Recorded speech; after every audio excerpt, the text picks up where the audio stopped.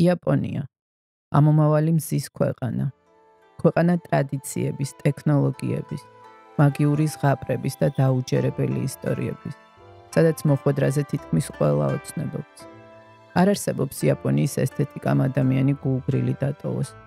გამონაკლისი არც ჩვენ ყოფილვართ. ამ ბლოგში მოგიყვებით ჩვენი სულიერი მოგზაურობის შესახებ იაპონიაში, სადაც რეალობა და სიზმარი ისე გადადის ერთმანეთში, თითქოს ანიმეს სიუჟეტები ცოცხლდება.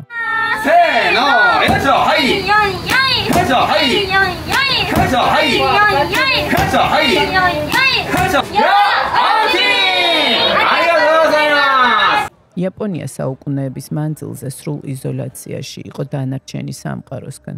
ალბათ ესეც გახდა ერთ-ერთი მიზეზი, რატომაც ასე შემოინახეს ის ტრადიციები, რომელიც დღემდე მთელ მსოფლიოს აკვირვებს. QR კოდს ვარეგისტრირებთ იაპონიაში შესასვლელად. სადაც ხელს ვაწერთ, რომ ხორცი, ბრინჯი, ხილი, ბოსტნეული და მალფუჭებადი ასახში დამზადებული ყველი არ შეგვაქვს. ხო, ბრინჯი ზოგადად მოხარშული და მოსახარში ეგარ ვიცი. იზოლაციას მისმა მდებარეობამაც შეუწყო ხელი. ოკეანეში მიმოფანტულ მშვენიერ კუნძულებზე ჩასასვლელად თითქმის 16 საათი დაგვჭირდა. მიუხედავად იმისა, რომ ჯგუფი იაპონიის დიდი მოყვარულებისგან არის დაკომპლექტებული, მაინც არავის სჯერა, რომ მალე თავის საოცნებო ქვეყანაში დაადგამს ფეხს. ხანგრძლივი ფრენის შემდეგ კიოტოში ჩავაღწიეთ. მე ვარ ძალიან მაყოფილი, იმიტომ რომ ეხლა გამოვედით გარეთ. არის საოცარი ნესტი და მე ვარ ბათუმელი. ეხლა მივხვდი ხალი ქუშაში. იქ ქუშა რო ეწებება რა უცხოა. თორმე რა შეგნება მოვა.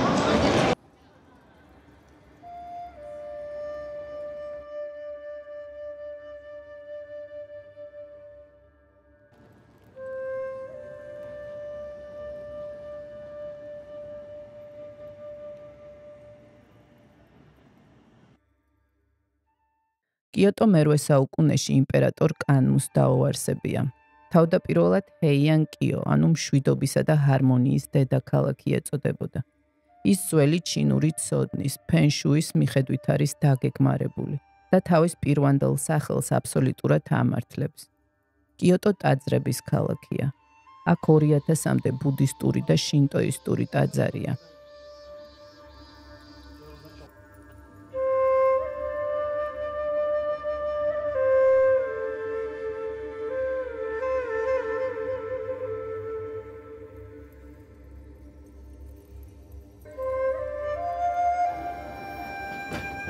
ჩვენი მოგზაურობა ჰიაის მთიდან დაიწყო.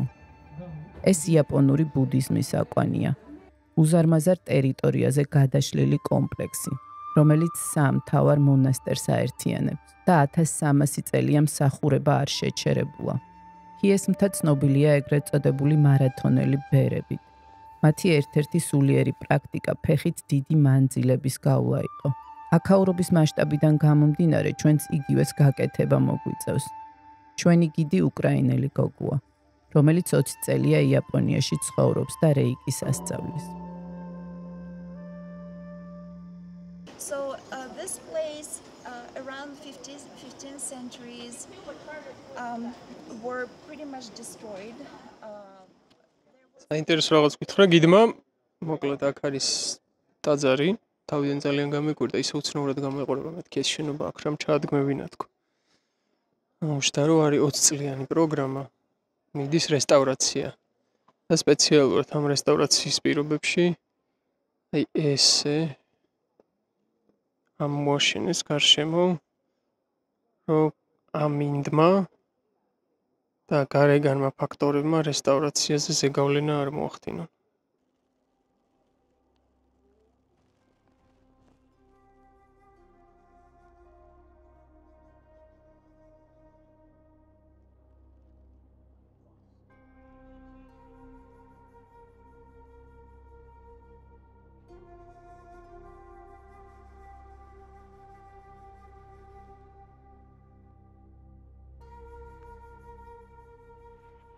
იაპონიაში ორი ძირითადი რელიგიაა. შინტოიზმი და ბუდიზმი. შინტოიზმი ტრადიციული იაპონური რელიგიაა. მისი მთავარი ფილოსოფია ბუნებასთან ჰარმონიაში ყოფნაა. ისინი დიდ პატივს სცემენ ბუნების არსებებს, წინაპართა სულებს. არსებობს უამრავი ღმერთი და სული, რომელსაც კამი ეწოდება. ბუდიზმი აქ ინდოეთიდან, ჩინეთის და კორეის გავლით შემოვიდა. ადგილობრივ ტრადიციებს შეერწყა და ნელ-ნელა მთავარ რელიგიად ჩამოყალიბდა. იაპონიაში ბუდიზმის რამდენიმე სკოლა განვითარდა. მათ შორის ალბათ ყველაზე პოპულარული ტენდაი და ძენი, რომლებმაც უდიდესი გავლენა იქონიეს იაპონურ ხელოვნებაზე, კულტურაზე, არქიტექტურაზე, ცხოვრების წესსა და ეკონომიკაზეც კი.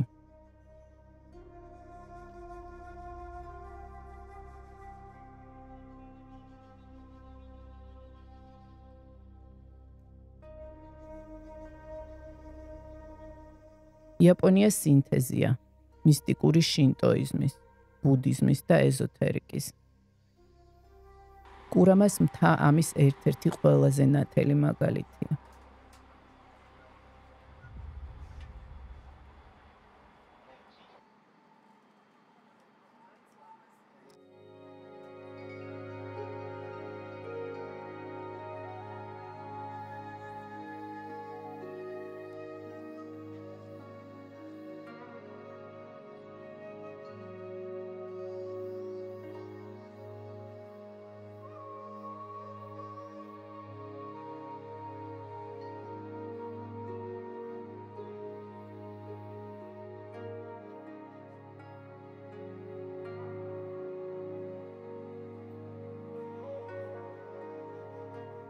ჩვენი მთავარი დანიშნულების ადგილი კურამას მთაა.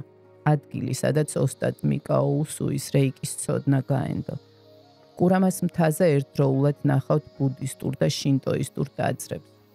აქ ცხოვრობენ გასხიოსნებული ოსტატები და ტყის სულები. კურამას მთა ტენგუს ნავსაყუდელია.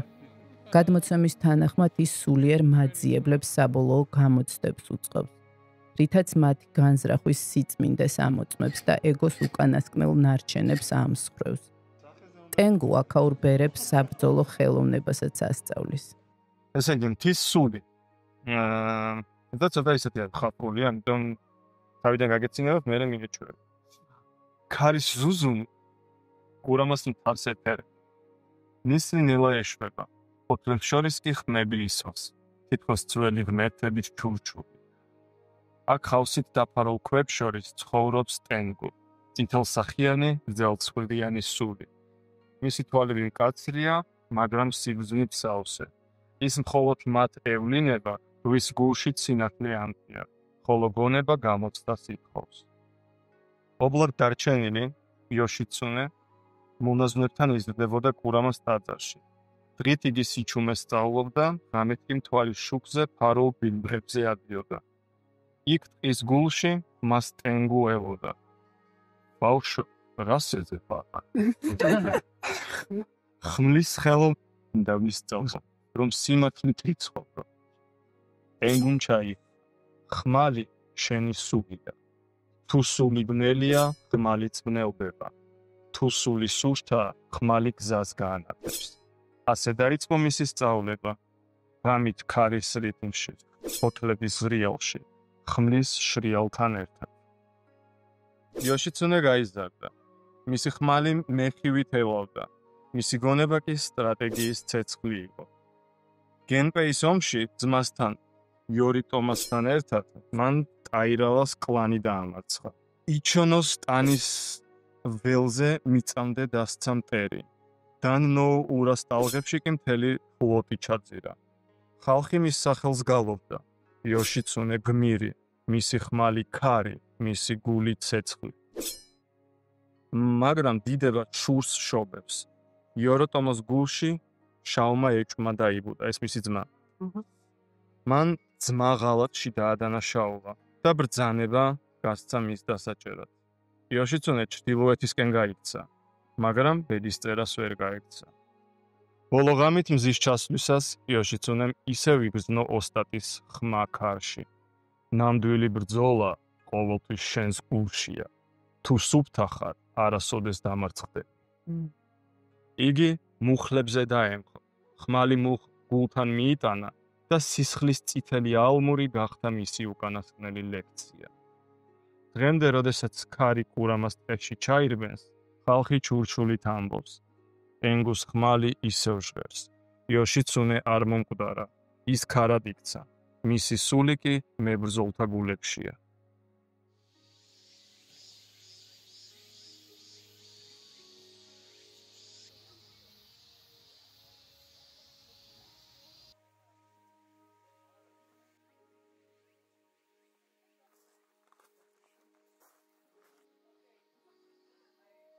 კურამას მთის მთავარი ტაძრის წინ წმინდა სამკუთხედია, ეგრეთ წოდებული ენერგეტიკული კარიბჭე. ითვლება, რომ ამ ადგილას წმინდა უზენაესი კოსმიური ენერგია შემოდის, რომელიც სამ ძირითად პრინციპზე დგას: სინათლეზე, სიყვარულზე და ძალაზე. სამკუთხედიც სწორედ ამის სიმბოლოა. ვინ იცის, იქნებ სწორედ ამ კარიბჭიდან შემოვიდა მიკაო უსუისთან რეიკის ცოდნაც.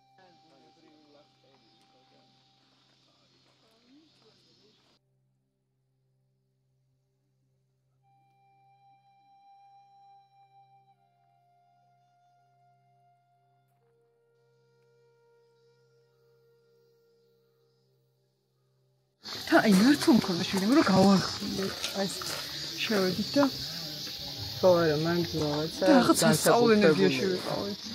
თან სიმყუდროვიც რო იყო ისეთი რა. მაგან ხნა. ეგეთი გამოცდილება არ მქონია. ძალიან ბევრი რაღაც გავაცნობიერე. ისეთი რაღაცები გავაცნობიერე.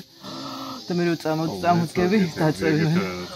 ზეთკი რა ხდება? მეც მოდა შენი ყალბე და მეც იგივე იმ თემაში ვიყავი და ოღონდ მე ხო გეუბნები მე შემიძლია რომ სრემბოლებად გამოუშვა და მე ეგრევე ვიცოდი ხოლმე. ძალის ადგილებს ერთი თავისებურება ახასიათებს. ის მაინც მოქმედებს ადამიანის ეთერულ სხეულზე, მიუხედავად იმისა, გრძნობ თუ არა ამას შენ. მაგრამ თუ ოდნავ მაინც გაფაქისებული გაქვს აღქმები, ამ ნაკადებმა შესაძლოა ისეთი ღრმა გამოცდილება მოგიტანონ, რომელსაც ჩვეულებრივ გარემოში წლობით მედიტაცია დასჭირდებოდა. ამიტომ ასეთი ადგილების მონახულება სულიერ გზაზე ზურგის ქარად იქცევა და კალი იუგასგან სამახსოვროდ დატოვებულ ჩახლართულ კარმას ოდნავ მაინც გიმსუბუქებ. შეიძლება უცნაური თავისუფლება იგრძნო. უცნაური იმიტომ, რომ ვერ ხვდები რისგან, მაგრამ რაღაცისგან აშკარად განთავისუფლდი. ისეთი რაღაცისგან, რაც უფრო შორს იყო, ვიდრე შენი ხედვა ზვდებოდა.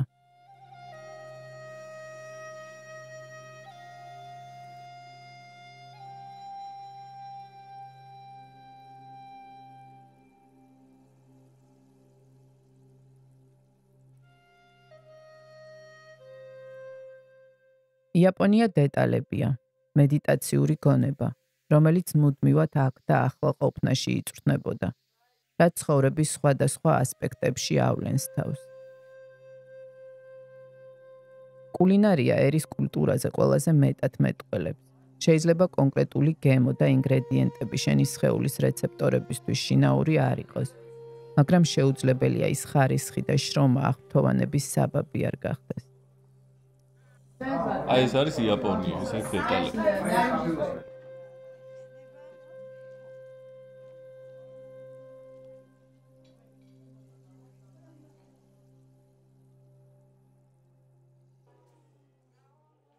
კურამას მთაზე გქონდა ბედნიერება ისეთი ავთენტური იაპონური კერძები გაგვესინჯა, რაც შეიძლება ბევრი იაპონელისთვისაც ეგზოტიკა ყოფილიყო.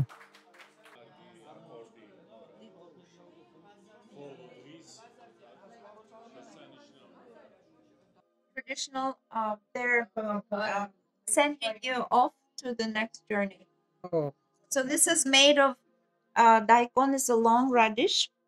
They're like cutting by pieces, and then with knife they're making this. You will, when it will finish lighting, you can separate the candle and see how it's made.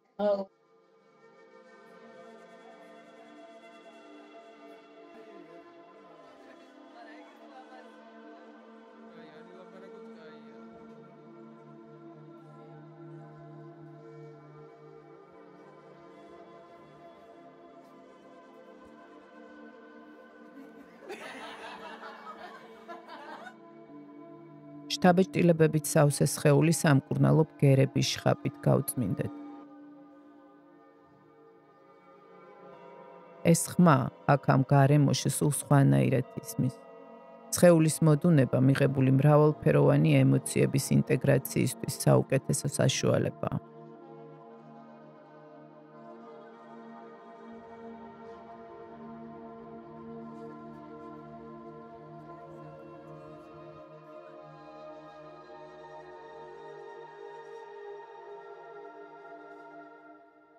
კურამას მთიდან ისევ კიოტოში ვბრუნდებით, სადაც ტრადიციული იაპონია ხელის გულზეა გადაშლილი, მთელი თავისი დიდებულებით, ძენის ბაღებით და მომაჯადოვებელი ტაძრებით.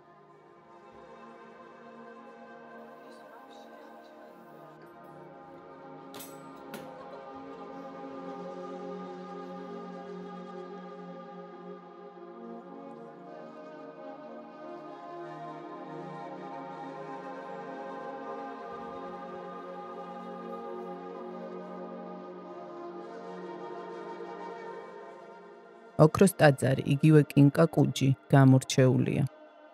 ეს სასახლე ერთ-ერთმა დიდმა შოგუნმა, აშიკაგა იოშიმიცუმ ააშენა. ანდერძის მიხედვით მისი გარდაცვალების შემდეგ აქაურობა ძენის მონასტრად გადაიქცა.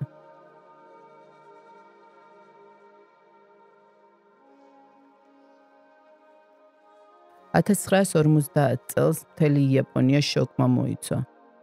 22 წლის ბუდისტმა ბერმა, რომელსაც მენტალური პრობლემები ჰქონდა, კინკა კუჯის ტაძარი გადაწვა, რადგან ის გამაღიზიანებლად სრულყოფილი იყო და ამის ფონზე საკუთარ არასრულყოფილებას უფრო მეტად ამჩნევდა. ეს ამბავი მწერალი იუკიო მიშიმას შთაგონების წყარო გახდა, რის მიხედვითაც დაწერა რომანი ოქროს ტაძარი. გადამწვარი ტაძარი კი მალევე პირვანდელი ფორმით აღადგინეს.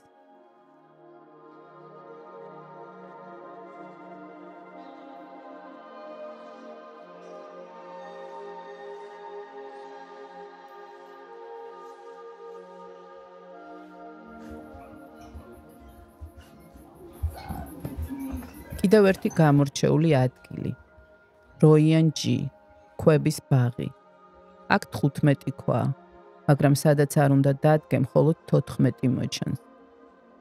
ძენი ალეგორიაა, ის რისი თქმაც ენით შეუძლებელია სიმბოლოებით საუბრობს. ეს ქვებით სიმბოლოა იმისა, რომ რასაც არ უნდა ხედავდე, არსებობს რაღაც, რაც შენი მხედველობის მიღმაა და ამის დასანახად გონების თვალია საჭირო, რომელიც მედიტაციების შედეგად იხსნება. ძაძენი საკუთარი ფიქრების, სხეულის, სუნთქვის გაცნობიერებაა. ერთ-ერთ ტაძარში ამის პრაქტიკული გამოცდილებაც მივიღეთ.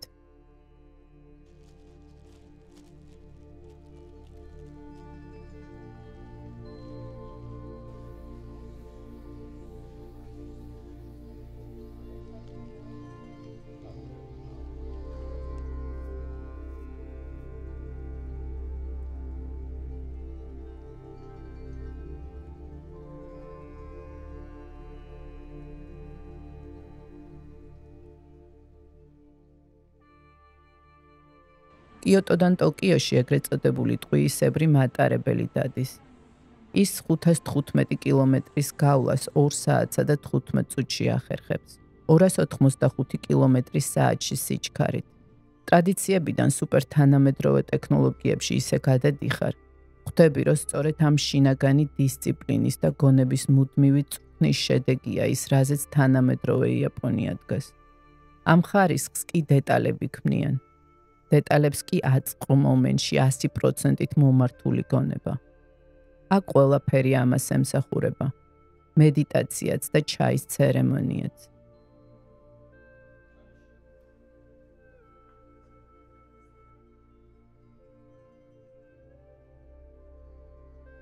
ასტროლოგიურად ამ თვისებებს ქალწულის ზოდიაქო შეესაბამება. სიმბოლურია, რომ ჩვენ სწორედ იმ დროს მოგვიწია იაპონიაში მოგზაურობა, როდესაც მზე ქალწულის თანავარს კლავეთს გადიოდა. პირადად ჩემთვის ერთი-ორად ემოციური იყო ეს მოგზაურობა, რადგან საკუთარ დაბადების დღეს ტოკიოში შევხვდი. ზოგჯერ სამყარო საჩუქარი იმაზე მშვენიერია, ვიდრე შენ შეგიძლია ისურვო.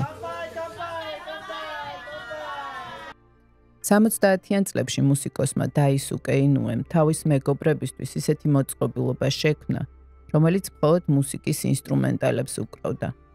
და მის მეგობრებს მიკროფონით შეეძლოთ სიმღერა.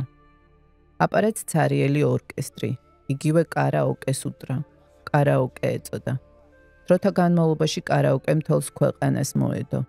იაპონიის ყველა ქალაქში გაჩნდა კარაოკეს ოთახები, როგორც სოციალიზაციის სივრცე. მკაცრად დისციპლინირებულ და კონსერვატულ საზოგადოებაში ემოციური თვითგამოხატვისა და სტრესის მოხსნის ერთ-ერთი საუკეთესოა. You know there's nothing more than this. Tell me one. But young enough to feel my soul. I don't wanna lose you, baby. You are the wisdom, let it be.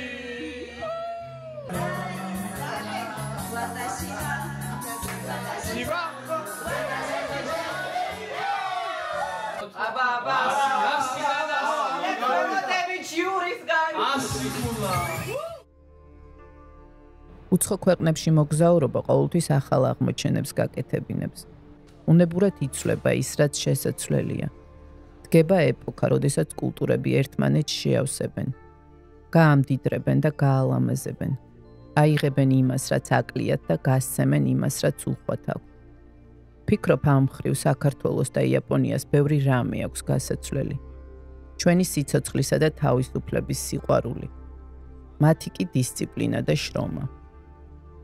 გამოსავალი კი ყოველთვის შიგნით არის, მაგრამ ხანდახან მაგ შინაგანს გარეგანი დაგანახებს.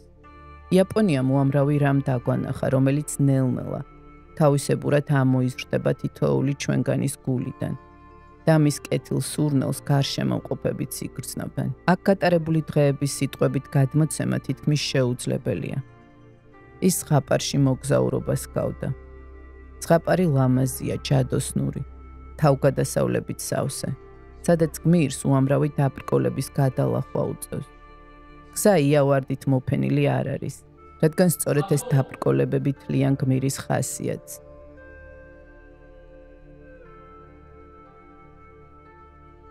თუმცა მიუხედავად დაბრკოლებებისა, ზღაპრის ბოლო ყოველთვის კეთილია.